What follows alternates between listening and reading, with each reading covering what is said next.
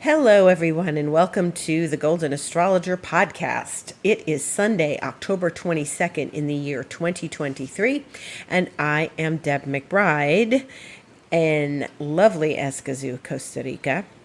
And we are in the middle of the eclipse corridor, and we have another eclipse next Saturday, the 28th. And then we're going to be finished, relatively speaking. But in the meantime, if you did not get to attend my lovely masterclass on the energetics of eclipses, I invite you to purchase the recording because it's available and it's chock full of information for you to learn more about these eclipses and the particulars of each eclipse and why you may have felt the way you did and how to manage the rest of this eclipse time and when it really finishes as opposed to just next Saturday, and how to handle them for on into eternity and how often they come and why do they come and why do we feel like this. And it has been quite a feeling, right? And the other thing I want to mention is at that eclipse event, prior to the eclipses, I made sure of that, I announced my creation immersion, which is my latest immersion for you if you're interested in creating content and putting it out there and taking your vision out on the road with you. So that's going to be mid-November, and I invite you to join me in that. For information, contact me, deb@debmcbride.com, info@thegoldenastrologer.com, and we can converse about what that entails. You can also find it very much on my Instagram profile, The Golden Astrologer. In the meantime, we are looking at yet one more week of this energy. So I have to say that whole week before the eclipse was crazy intense. As if you listened to my podcast last weekend, you heard it and everything that I was dealing with. And this week was milder, but I have to say it was still really intense. And Friday, I had 3 trainings to attend, 1 astrology session, and then I attended a birthday dinner. So there was just so much on Friday that was relevant and important, and just one thing after another. And it's been really intense. And then other days during the week involved, I look at the calendar and the scribbles of what I had to attend every day. I had something at 11 a.m. basically every day this week. I guess one day it started at noon, but from the 16th of October all the way through the 20th, or actually yesterday, the 21st, I attended something at 11 a.m. So I had something at every morning this week that I had to be in, and then other stuff going on as well. I had a packed Thursday morning. It's been crazy. It's been really wild. And I think that this is the nature of the eclipses we're in. Sometimes they come and they get a little intense and they pass, and you're not, like, you notice it a bit. Like the last set of eclipses, I have to say, brought me some turbulence. That was back in May. And it was fine. And then something kind of exploded, and that was problematic, and I had to sort that out.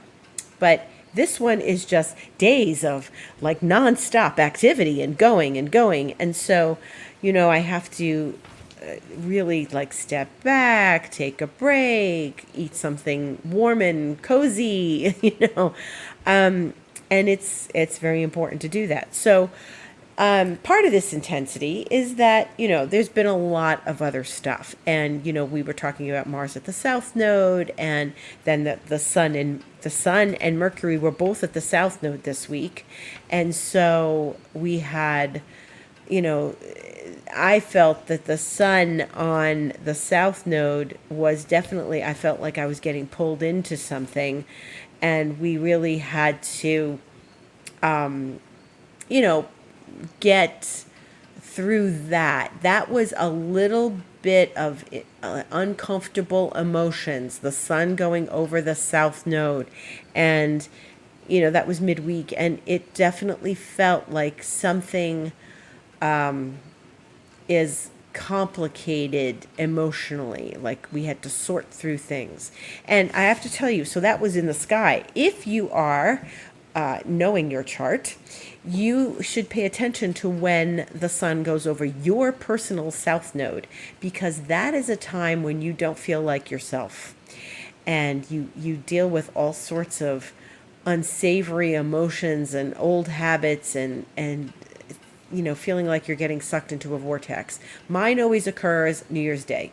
So when like New Year's Day comes around, I have to be sure that I'm doing good things for myself and taking care of myself. And in those days that follow January 2nd and everything, I have to always make sure that I'm taking good care of myself. Because when the sun comes to my south node, you have your own personal, not so much an eclipse, but some highlighting of old patterns, and I've managed it extremely well. I know when it's coming, and I'm actually in much better shape than I was, say, 30 years ago. 30 years ago, I used to, you'd have to go back to work after Christmas and everything, and I used to be really in a sinkhole, and it would just have to pass over a couple of days. And even when I was a kid, of course, because when you're a kid, you don't know anything about any of this, and you just know that what you're feeling is unsavory and uncomfortable. And so that sun over the south node can be like that. So we've gotten that finished for the year, so we won't need to look at that again till sometime next year in Libra season. And pay attention to your own south node. Look at where that is, and look at the sun when it comes over that. So like mine is obviously, I said January 1st, we're in Capricorn. And then also pay attention to where it is with the north node and what that feels like, because that could be really good. So now we have Mercury having entered Scorpio. And Mercury entered Scorpio today, and it really is, it's moving pretty quickly. It's going to be out of Scorpio, finished, and in Sagittarius by November 11th. So we're Sunday the 22nd. So really, like, not a long time, like just about 3 weeks, we're getting Mercury in Scorpio, and then it's going to go to Sagittarius.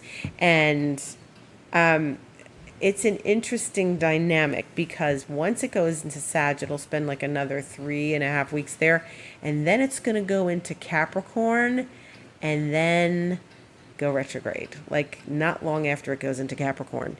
So that is something that we have to contend with in December, but we're not there yet. We're on October 22nd. So Mercury's in Scorpio, so that Mercury is with Mars, and it's already moved quite a bit. It went in early this morning, my time, and it went in, and it, like, now I'm recording this, over 12, maybe 14, 16 hours later, and it's already at 1 degree. So it's moved from the 0 degrees into 1 degree. It's already 1 degree, 12 minutes. And so we're moving along here with Mercury pretty quickly. It'll slow down when it gets to Sag, because it's going to get ready for that Capricorn retrograde. But like I said, we're here right now. So Mercury and Mars are in Scorpio. And tomorrow the sun will enter Scorpio, 12:21 p.m. Eastern Time, which is going to be 10:21 a.m. my time. And that'll be 3 planets in Scorpio. So we will officially be in Scorpio season.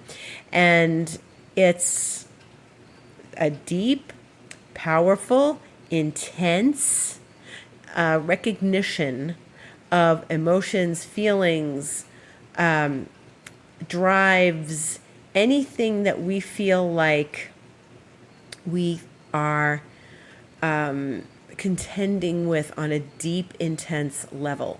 So if you start to feel the drives and the energies and everything moving in a very, a little bit muddy, a little bit challenging way, know that things are in Scorpio, and that we are expected to sort through these things. And jealousies and control issues and,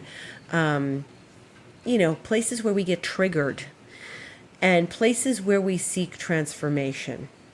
So Scorpio is a place where we seek transformation, and it's a time when we seek transformation, as is governed by what the the picture of nature is always doing something transformative around this time of year, no matter what region you live in.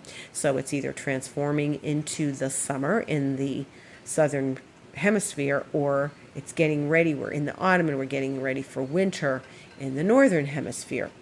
And here I am in the rainy season in the middle. And thankfully it is raining. Thankfully. Hopefully we won't have water rations when we come to January. But Scorpio is always something intense. It's never going to be frivolous and mild and fun, unless you find, transformation fun, which it can be. It's like, wow, that was powerful. It was amazing. I feel alive. Yes, but you went through a process. Scorpio is always a process. Scorpio is never just fun. That's we get into Sag season later, okay? Give it a month, then we get into Sag season, then it's fun, okay? Then the Christmas parties start and the whatever parties start, okay? So since everything's moving gently into Scorpio, they are also making a very pleasant relationship to Saturn. And that is because Saturn's in Pisces, in the early degrees of Pisces, and it's 0 degrees Pisces. And as planets move into Scorpio, they are making a trine, which is a lovely flowing aspect to Saturn, which gives us some structure as things step into Scorpio. So there's a reality base and a conscientiousness and also a consciousness, because Saturn's in Pisces. So this is all water.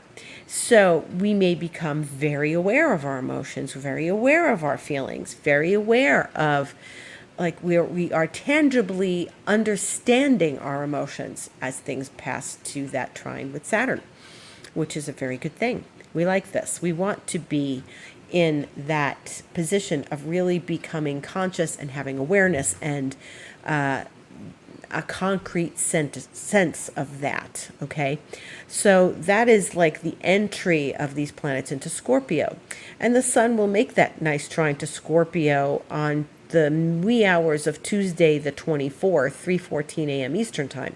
And it will be in my region of the world 1:14 a.m. Yes. So as we move into the week, we start to look at, the full moon that's already appearing in the sky like half a moon, and we're starting to look at that and say, the full moon is coming. And the full moon is the lunar eclipse. So this week, it's not just any old full moon. On Saturday the 28th, like I mentioned, we are having another eclipse, and this will be the last eclipse. And it is at 5 degrees Taurus, and it will occur at 4:24 p.m. Eastern Time on Saturday the 28th, which is 2:24 my time. And that eclipse is in Taurus. So remember that when we have a full moon, wherever the sun is, which will be Scorpio by then, is then opposite where the moon will be. Okay, so the moon's going to come in and oppose the sun, and that's our full moon. But this is an eclipse, so this eclipse is going to be in Taurus, which is the opposite sign from Scorpio. Now, the moon likes to be in Taurus, but this is a particularly interesting eclipse because it will be a moon close to Jupiter.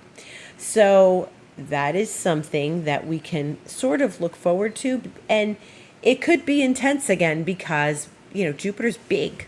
So as we move in through this week, I don't expect things to quiet down. I expect things to be more of the same, although I really hope that it's not as it was 2 weeks ago. Because that is something I don't want to have to sort through again. So this is it. The lunar eclipse is in Taurus with close to Jupiter, and then that moon will make a conjunction to Jupiter much later in the evening. So since that's going to be 4:24 p.m., it's going to be 2:37 a.m. Eastern Time. So that's many hours later, 10 hours later or so, that it makes that conjunction to Jupiter. Okay, so it's not that close. It's not like within minutes, but it's moving towards Jupiter. So that's about abundance and, expansion and all the good things we love in life. Now, Taurus is an interesting experience because Taurus is a sign that loves comfort, and this may not be comfortable. So seek comfort how you can.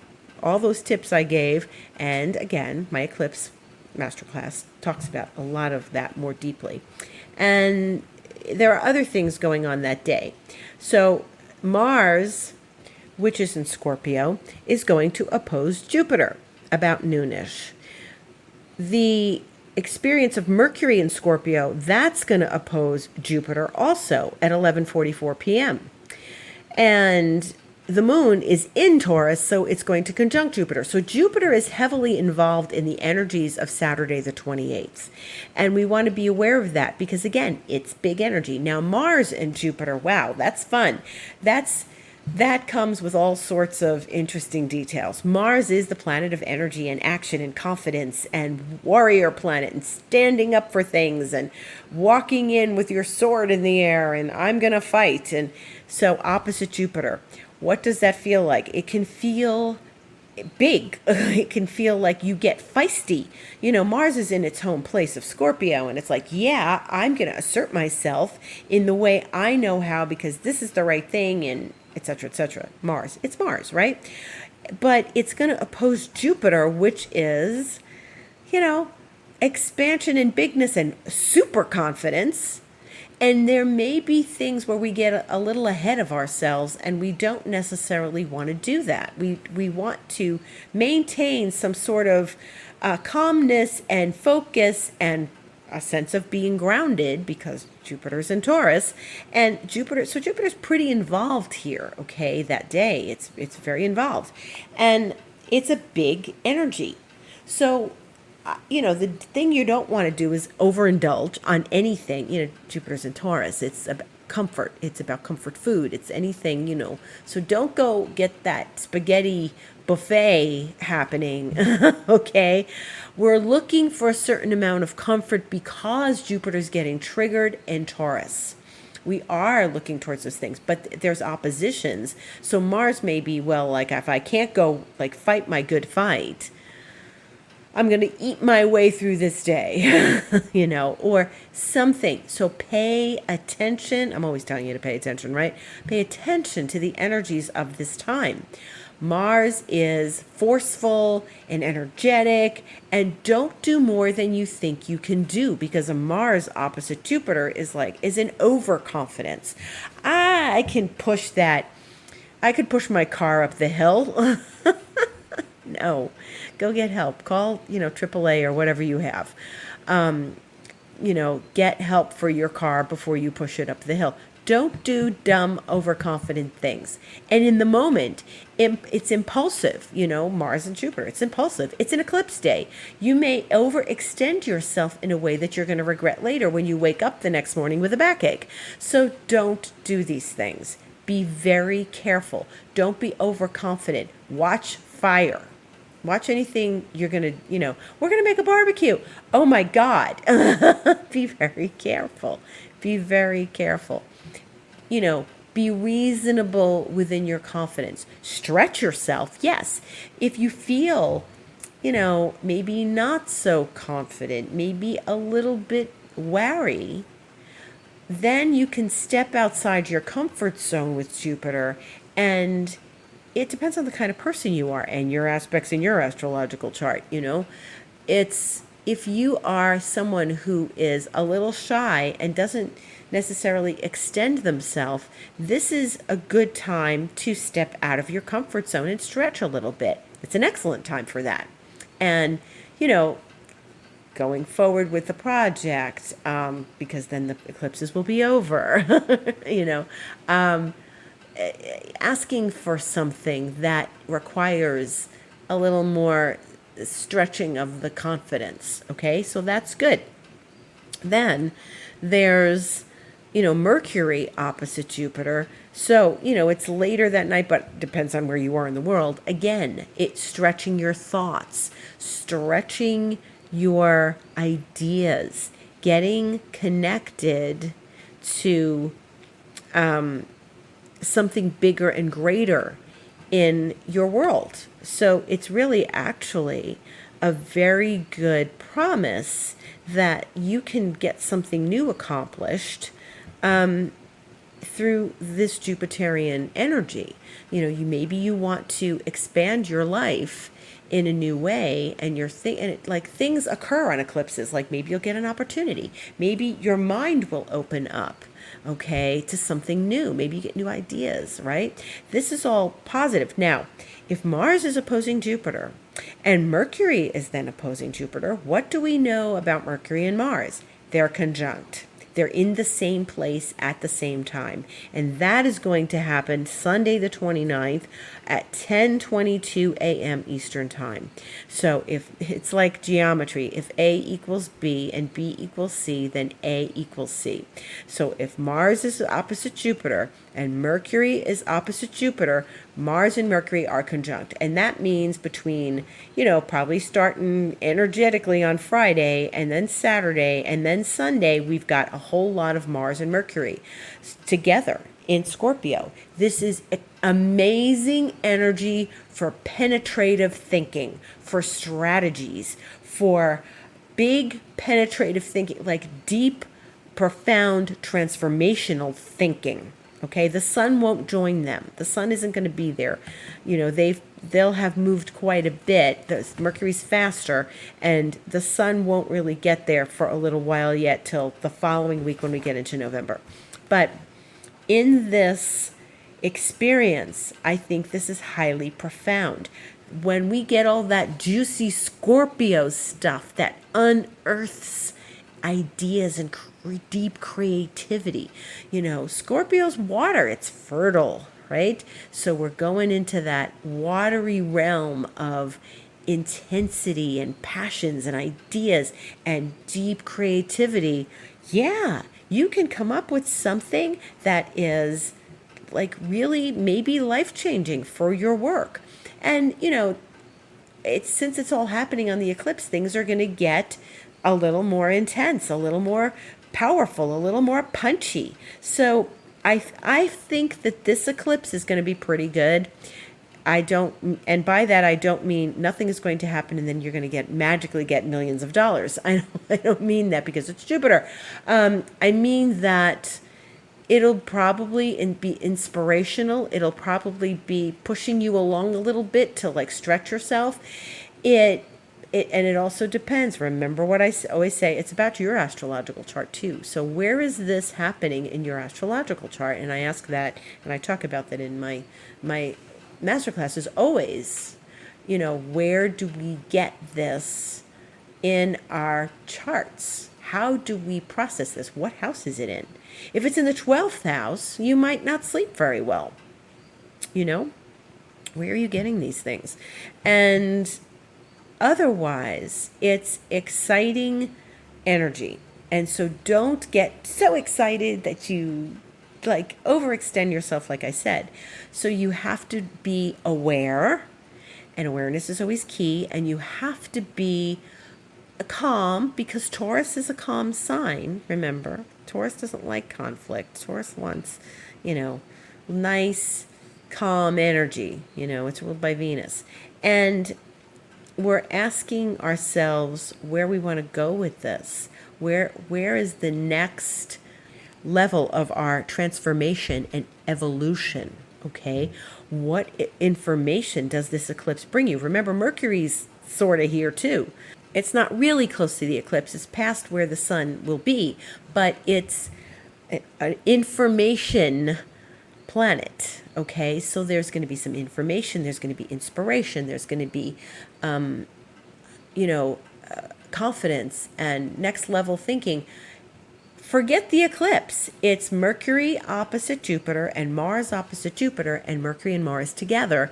And this in and of itself, without the eclipse, is going to bring us some really juicy stuff. So it's that Mercury, Mars, Jupiter thing that's going on next weekend that I think is going to highlight stuff and bring some positive energy. And then there is the eclipse. So this is something where we need to be aware. and where we need to stay kind of focused. Now, the moon, as it moves through Taurus, because that's where it's going to be on Saturday, the 28th, is then going to trigger that Jupiter, trigger that Mercury, trigger that Mars. And the moon is obviously going to stir the pot on those planets. So I expect a lot of activity, a lot of activity.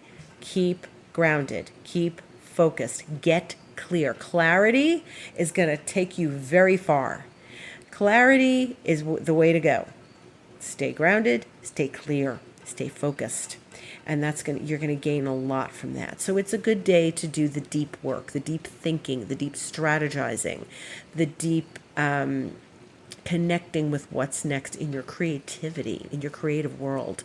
So that's really, really important. So be aware of those things. Be aware of those things.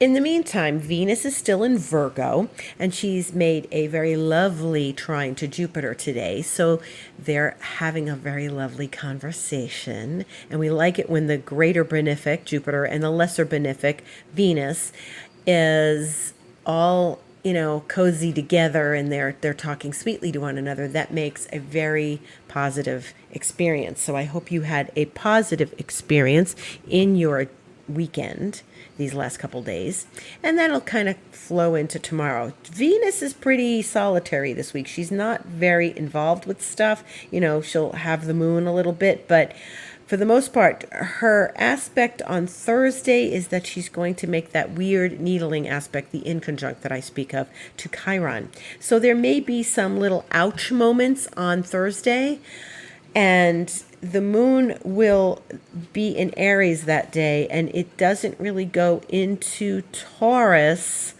until Saturday at 7:44 a.m. Eastern Time. And the moon is currently in Aquarius, so it's got that journey through the last parts of the zodiac and then in the early parts of the zodiac. And then the moon will continue its journey through Taurus for the eclipse, and then Sunday, and then Monday the 30th, it will enter Gemini. And the next big aspect Venus will make will be on Halloween, when she does the trine to Uranus. So she's much later in Virgo. So this full moon is the last eclipse of the year, and we don't leave really clear out eclipse season until the new moon on the 13th of November. And that's at 20 degrees of Scorpio. So as we're heading towards the Sagittarius season, we've just, we're going to take those 2 weeks, and that's going to be the decompressing 2 weeks after eclipse season. So we decompress, we move forward, we leave the eclipses behind for another 6 months, another day. Okay. And Scorpio season asks that we feel all the feelings. Okay. And it is so important to feel things, allow them to move through us, to process them, and keep, releasing what we need to release. And because Scorpio loves transformation, but also really create awareness about what we're releasing, feel the feelings, let them go, let them pass through you. The worst thing we can do, especially in Scorpio season, is shove the feelings aside to plow through our day and not really process things, because frozen emotions create energetic blocks. Okay. Frozen emotions do not allow us to move forward in our life. They create energetic blocks, and then we don't have energetic space to receive. And I know receiving is more of a dynamic of the feminine, and taking action is a dynamic of the masculine. But what we need to do is Scorpio is a water sign, and practice now, but it's good to do all the time, no matter what season it is. But it's so important to receive the emotions, let them move through us, understand them, process them, whether we need to cry, write, sit alone, walk in nature, do whatever we need to do to process the feelings and let them go, and loosen up and make the space for receiving. This is in business. This is in love. This is in personal relationships. This is in money for sure. Okay. If you want to receive anything, especially money, you need to loosen up those frozen emotions so that they don't stop you from receiving. So while we're in Scorpio season, that's our work. We want to feel the feelings and work with that energy and release whatever is not necessary. Scorpio is about transformation. And that's it for this week. If you would like to know more about astrology and you've enjoyed this podcast, you can have a session with me. Just book it at thegoldenastrologer.com, book online, and you have a choice of what you can have with me. You can have an astrology session, a Reiki healing, an emotional clearing, and also my expansion mentoring, which is, a longer journey than just one session. And it helps you, where we do life together, where we can walk the path together. And I work with you very deeply on that. So those are starting at 3 months. And if you'd like more information about that, you can message me and I can explain what that process is like, and certainly send me your questions about expansion mentoring. You can email me, deb@debmcbride.com, or info@thegoldenastrologer.com, and that's to work with me on expansion mentoring. So I welcome one and all. Thank you for listening. I will be here on the other side of the eclipse on Sunday the 29th. And for sure, I'll be on Instagram this week, The Golden Astrologer. So join me there. And I look forward to serving you again. Thank you for listening. Much gratitude to all. Have a beautiful week and a beautiful eclipse.